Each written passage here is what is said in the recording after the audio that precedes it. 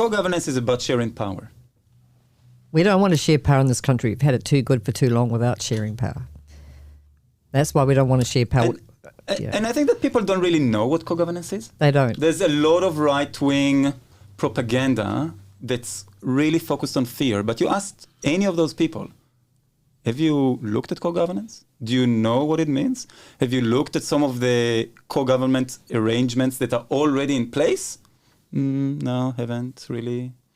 And so co-governance is a really positive thing. It's a way for iwi, tangata whenua, to come together with local authorities or with DOC or with whoever it is and form governance arrangement together, and then not work in the way of majority vote, but rather work through consensus to discuss and develop understanding and agree together about how to manage whatever resource, be it the Waikato River, which has been under co-governance for more than a decade. Yeah, through and working well. Yeah, we've got a lot of examples of this is already happening.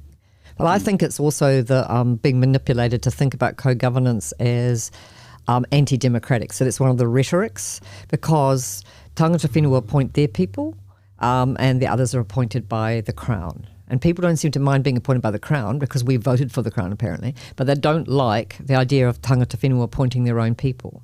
And that comes to a bigger debate about what is democracy and why is the voting the most important thing? Because it's only every 3 years. Whereas if you're accountable leader in tangata whenua world, then you're accountable to your people all the time.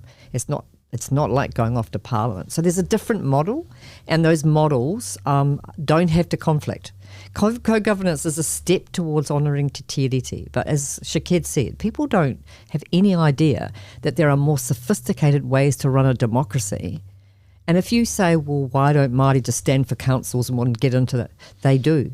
But in this district, and I've been here a long time, I don't know how many years, since I was 17 or whatever, we have only had one person, until recently, one Māori ever elected to our council. They have stood. Community boards are a bit better, but the councils, no, it's been terrible.